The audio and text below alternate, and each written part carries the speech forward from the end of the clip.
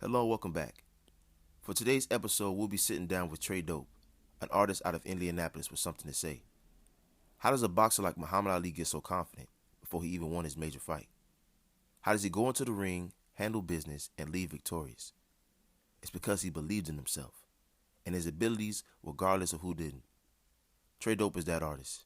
Each song is a punch in the mouth to set the tone to let you know that he's here to stay. Find out why next on Boss Radio.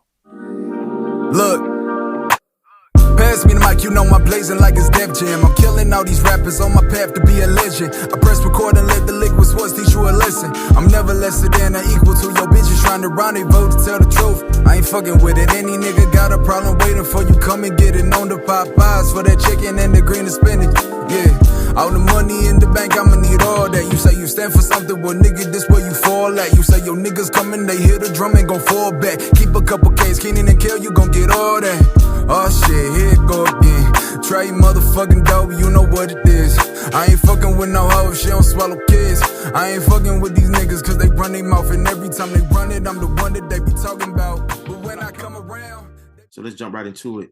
How did you get started? Man, I've been making music just for like actually putting it out for the past, it's going on 3 years now. But I've been writing music my whole life for real, since I was a kid. Um, I remember telling my mom that I want to be a rapper when I was like 6 or 7. And so basically I just started writing. I got into poetry at first. When I was in high school, and then that just made me, have a natural transition back into getting these bars off, you feel me? So ever since then, I've just been writing, but I hadn't been putting stuff out because I wasn't in a space where I was confident in everything that I had. And my voice wasn't where I wanted it to be yet. But as soon as both of those started to align, then I was like, yeah, it's time for me to start putting this stuff out so people can start, hearing what I got to say. So that's basically how I got started. And around what age was that? This 2020, so I turned 24. So that's when I put out my first project, yours truly, in July of 2020. Yeah. Okay. So that's most recently then, basically just the last 3 years. Yeah. So I think I'm gonna ask you your influences, but I think I know who you're gonna say because at least I have one influence. I it just like it's very evident as far as like just off the project titles, and then also just kind of how like just the way you structure your music and then the things you talk about as well. So, but go ahead. What are some of your influences? Man, I think everybody know that like my biggest influence is J. Cole. I knew it. Yeah, man. That's been my guy for a long time, man. I ain't gonna lie. Cause when I went to middle school and high school, that's when all the drill rappers really started popping. That's when Chief Keef started popping. That's when G Herbo came out with his first mixtape and everything. But I felt like that, I was around everything that they was talking about, but it just wasn't speaking to who I was, personally. And then I found Cole, my favorite rappers, which is so like at that time was so at the opposite end of the spectrum. It was Cole and it was Wiz. Mhm. So I was a Wiz Khalifa dude heavy. Uh, and then when I started really diving into Cole's music and hearing what he was talking about, man, I just was like, nah, man, this dude gets me for real. Like, man, the way how he would spit, how he would be like, yo, it's cool to be a nice guy. It's cool to be, about your books, trying to get an education, but you can't help like the circumstances that you come up around. So he was the one who I like gravitated toward the most. But so basically it's him, it's Pac. I put a little I'm trying to get into more experimenting with different ways I use my voice. So Kendrick has been up there a lot for me. Drake, just because of his longevity and him being able to just be a chameleon with everything. Cube with his intensity. So is Jay. He's just, man, for him to be going for as long as he's been going, and whenever he drop a verse, it's just shake up the whole world, man. That's like unheard of for real. So those are like my top influences throughout, you know, my whole like music journey for real.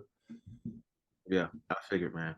Especially the J. Cole. You definitely can hear like the push and pull. Definitely the push and pull as far as like just what you're talking about in your music. You know, we're gonna get to it specifically. The best regards, the most recent album. Mhm. Definitely gonna get to that, but you can definitely hear the push and pull of, you know, it's almost, it's almost, it's almost like a good, you know, yeah, like a good like contract, compare and contrast as well as far as it's like if I go, it's like if I go this route, what's the end goal? But if I go this way, there's so many opportunities of just of a better life or a better situation. But it's like I'm still finding my way back into the old stuff or the old ways and stuff like Yeah, that. I definitely feel that. yeah.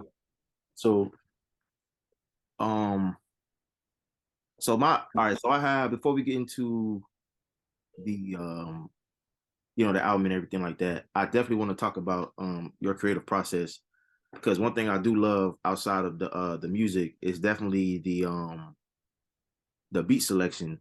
The beat selection is Mhm. crazy and it's like definitely something that people will listen to like anywhere in your car, at the gym, just walking around school. So it's definitely like everyday music, and that's like really rare nowadays because certain settings, things like that, certain things can be played, but yours just kind of fits in that realm.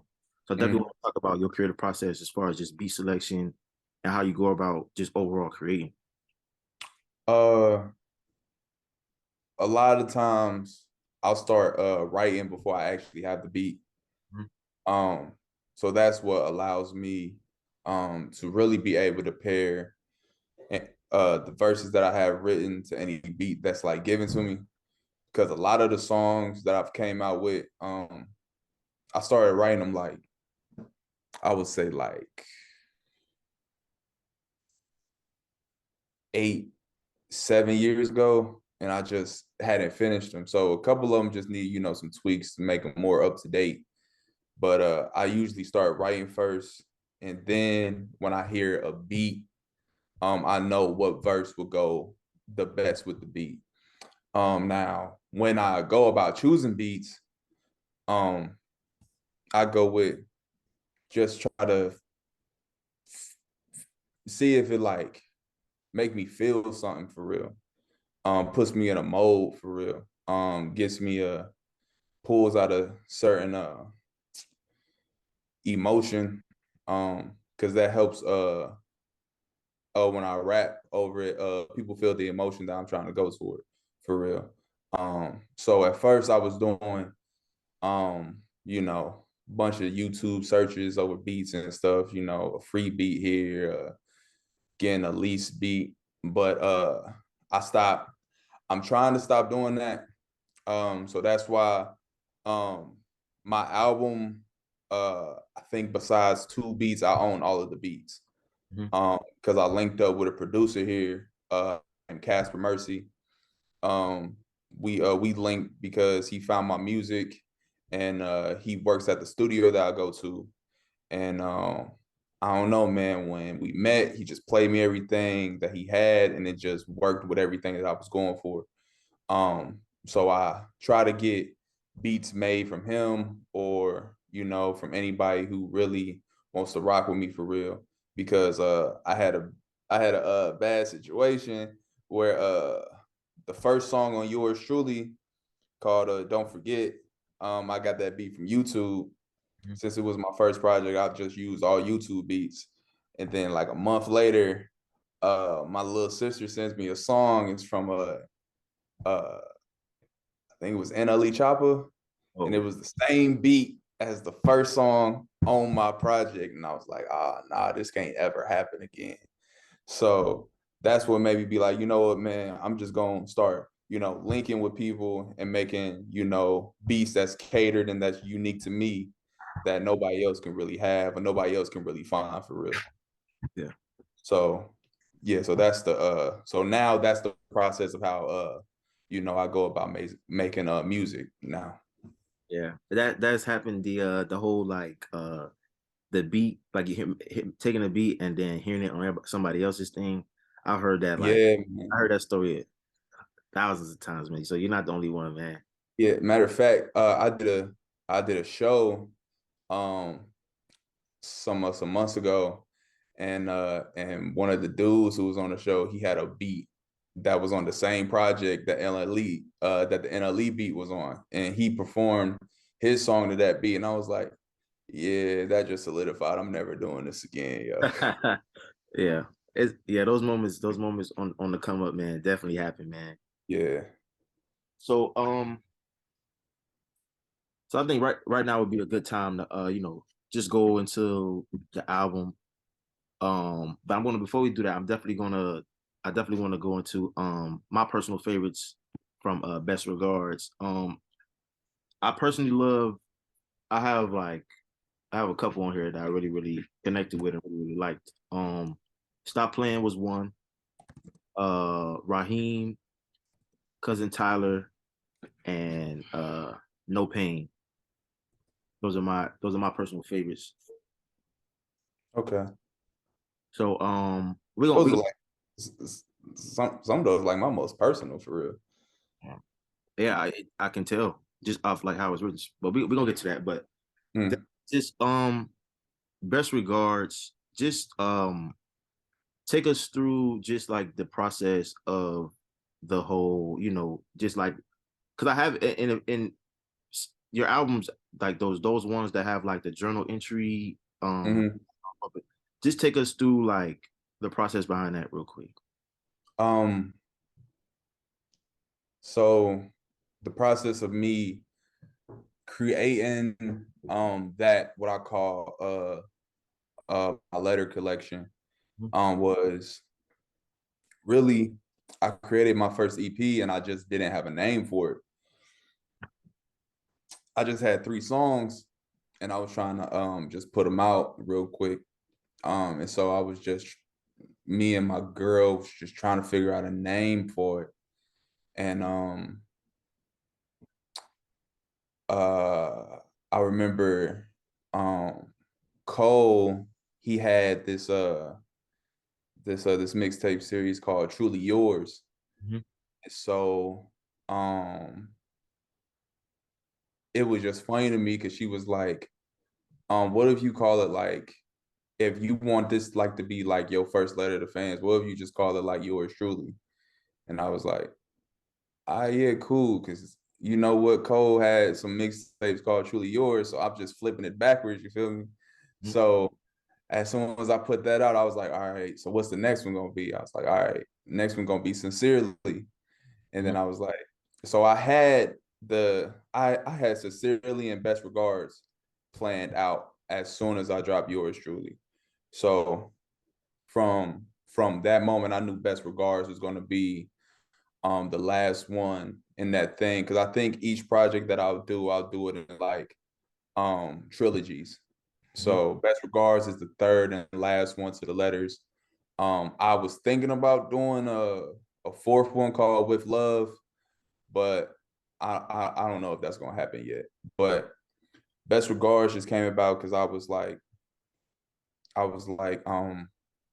this needs to be the one where I solidify myself like, nah, this is something that I'm actually doing.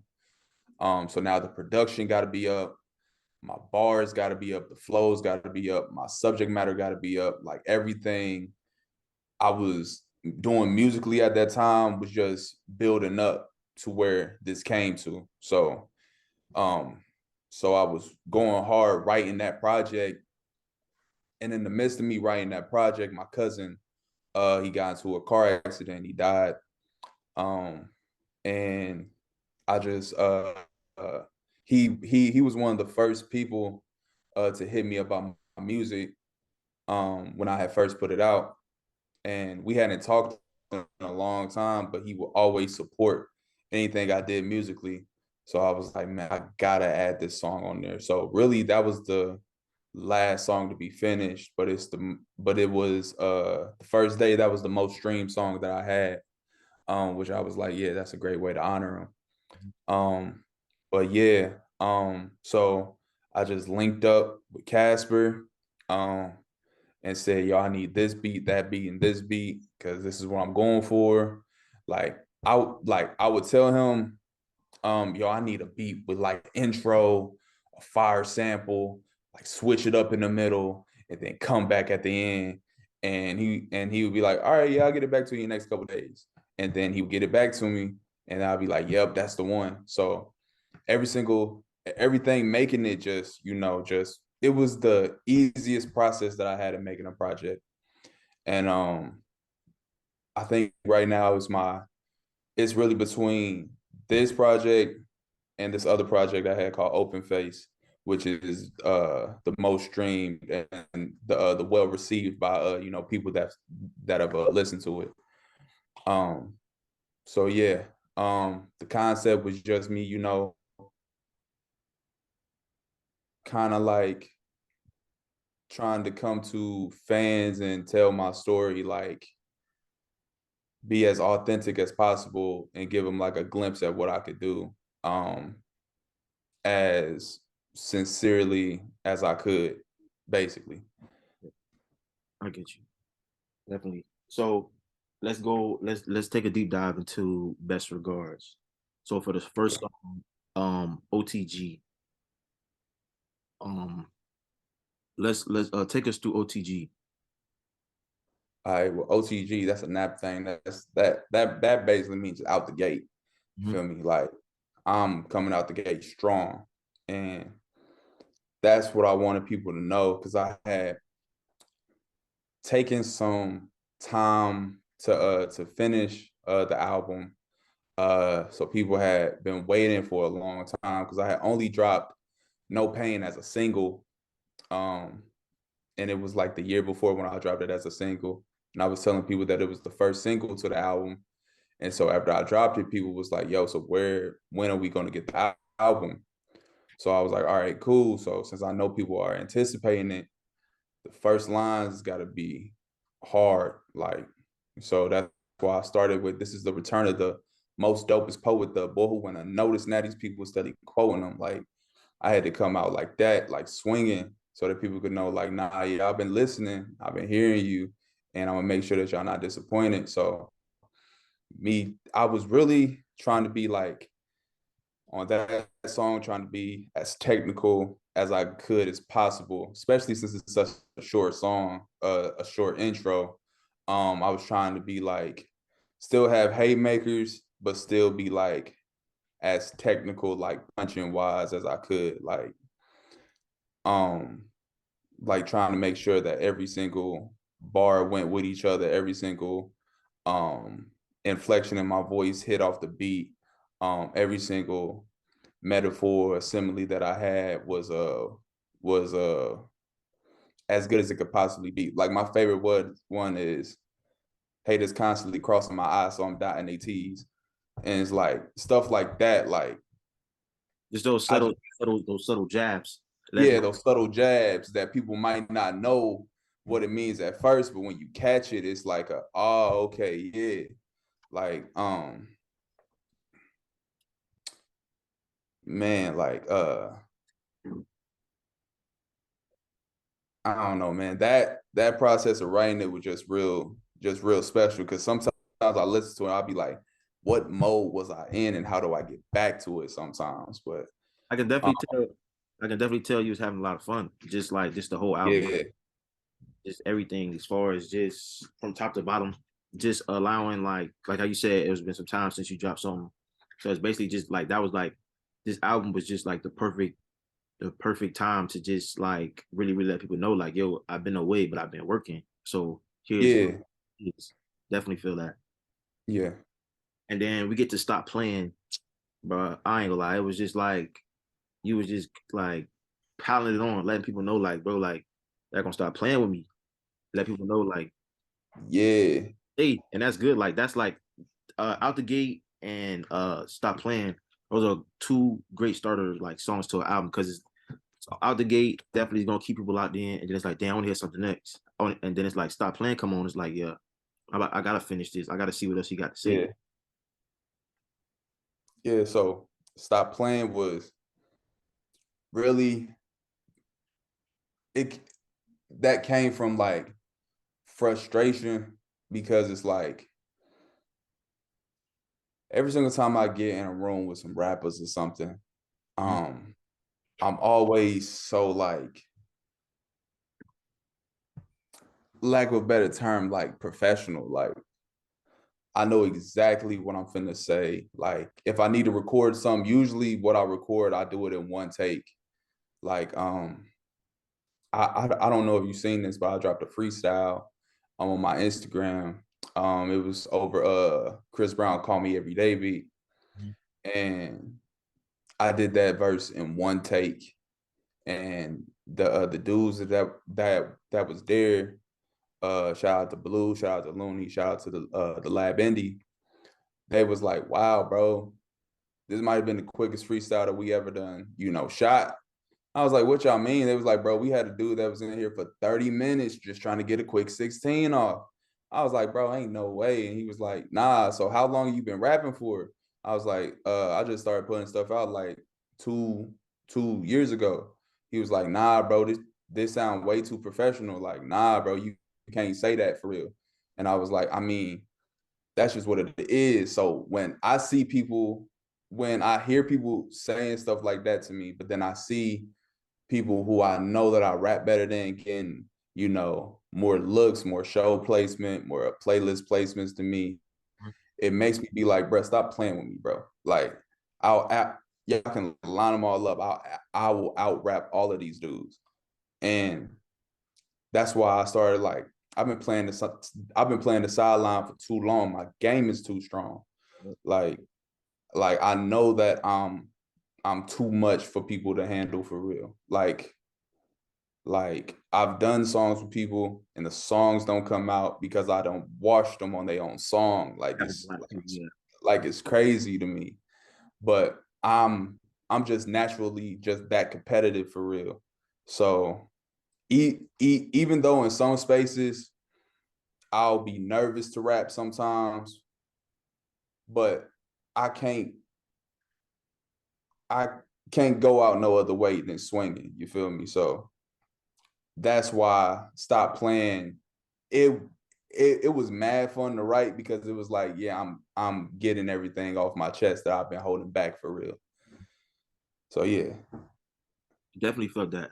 Um, just like in those words that you're saying, like it's just I can and you can feel all those things, like the energy, you can feel the confidence, like how just talking to you right now, you can just tell like the confidence is just like that it exudes, and that's like I Yeah. think it's perfect for a rapper to have. Is like because if you're going in halfway confident, the audience is going to feel it. If you're going into it confident, people are going to feel that as well. So it's definitely something, definitely like you just further explaining like what I already understand, already know Yeah. off the first couple songs. But I definitely want to get into,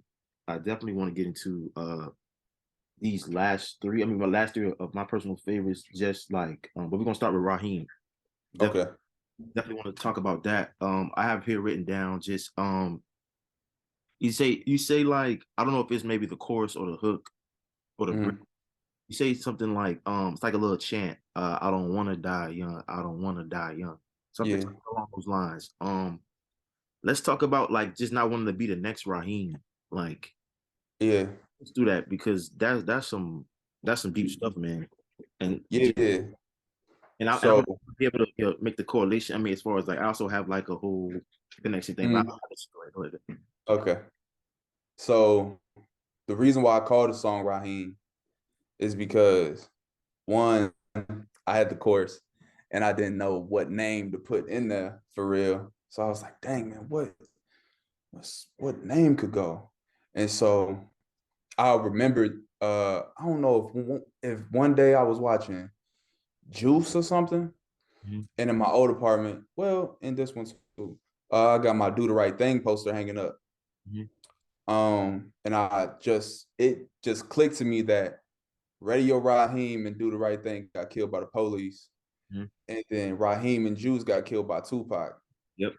So I was like, nah, that can't be me. In both of those movies, they was mad young. Like they was young dudes. So I always knew like I want to live a long, fruitful life. Like I'm not trying to get taken out young. There was this dude who I went to college with. Man, we knew him for like a year, and during the summer he passed away. And it was tough because now, as we all getting older, we like, dang, to us, he's always gonna be like 19. Like we'll never see a version of him that's like 25 or 30 or nothing. Like, and just to not be able to see that, that stuff just hurts. So I was like, in any way, in any situation, man, I'm not gonna put myself in no jam or nothing that's gonna make me die young. Like I'm not gonna do anything that's gonna end my life prematurely. And then, with the chorus, friend of Poe, I keep the pole, ain't trying to be Raheem. Like, so I'm always like, so I got a piece, I got a gun, and it's like once I got it, for lack of a better way to explain this, I knew like, yo, I'm a grown man now. Like, but I will never want to have to use this on anybody.